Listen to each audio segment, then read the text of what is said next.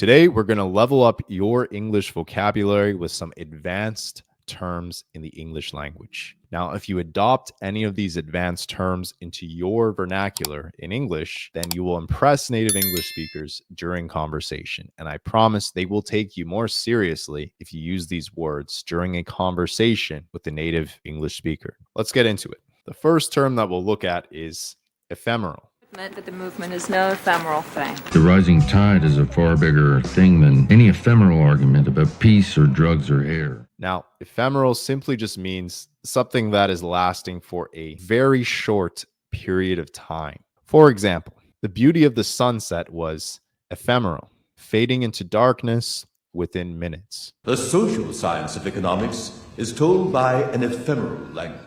Don't forget about ephemeral storage. Right now, I'd have to say power is ephemeral. The second word we'll look at is ubiquitous. But I don't like ubiquitous creep. Mediocrity is the elephant in the room. It's ubiquitous. Ubiquitous is referring to something that is really common and is typically found everywhere. So, for example, smartphones have become ubiquitous in modern society. More than household, it's ubiquitous. Appears to be ubiquitous. Football's ubiquitous in Texas. The next term we'll look at is surreptitious. On matters of surreptitious romance, his skills went unquestioned. What is there so sweet as the surreptitious drink poured down the middle of a working day? Surreptitious. If something is surreptitious, it simply means that it's kept secret, especially because it wouldn't be approved of. It's something that is taboo. Not necessarily forbidden, but just not approved of. For example, he made a surreptitious glance at the classified document. Do it surreptitiously. Do you mean to penetrate an institution surreptitiously? Surreptitious, good word. No wonder they made you think. Next is the word quintessential. He was just being the quintessential Gambini. This Hopper is supposed to be the quintessential American painter. Quintessential. Now, the word quintessential is referring to something that represents the most ideal or the most perfect example of a quality. So, for example, the Eiffel Tower is often considered the quintessential symbol of Paris. My dear, you have such a gaze upon the quintessential frontier type. The quintessential bongo. It is the quintessential holiday dessert.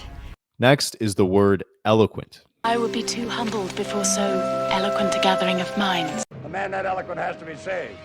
If something, or typically somebody, is eloquent, it simply means that they are fluent or persuasive in speaking or writing. So, for example, his eloquent speech captivated the audience. He was very eloquent on the subject of love, didn't you think? I've always found the stool more eloquent than the pulse. You're very eloquent, you're very popular. Next word is pernicious. She knew she had pernicious anemia. No doubt poisoned by his pernicious sister.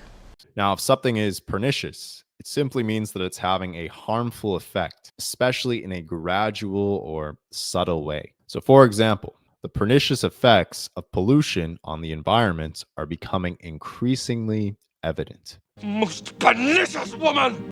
It could be pernicious anemia. He's a pernicious influence. Next is the word conundrum. You're on a bit of a conundrum there, my friend. That's what they call conundrum. Now, a conundrum is a confusing or difficult problem to be solved. So, for example, solving the conundrum, solving the confusing problem of climate change requires global cooperation and innovation. It's a conundrum. I'm making a conundrum. It's a real conundrum here. Next word is meticulous. They found you meticulous and conscientious. He was meticulous.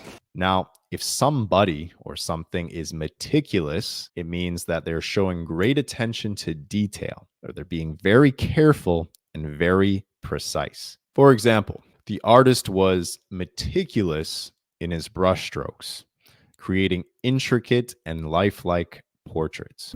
I imagine it appealed to his meticulous nature.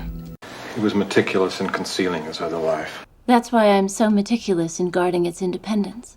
The next term is effervescent. That was effervescent. I take back everything I said about her being effervescent.